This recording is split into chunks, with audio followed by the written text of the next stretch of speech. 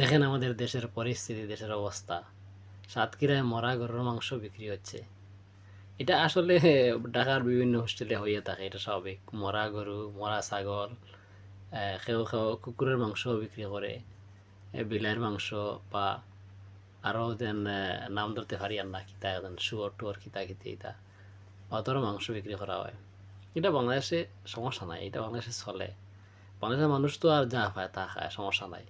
আর এই বাংলাদেশে সব কিছু চলতে পারে, অবৈধ কাজ। আর এই সামান্য মরা গরুর মাংস খাইলে বা কী হয় দেখেন পরিস্থিতি, উপরে দেখেন।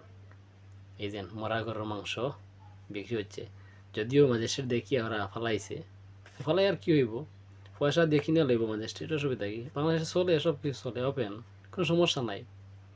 বাংলাদেশের মানুষ আর এখন যদি টুকায় না, খান, খাইতে থাকেন, খাইয়া খান আর বাঁচান, দুনিয়া তো আইসেন এর লাগিয়া, কী করবেন?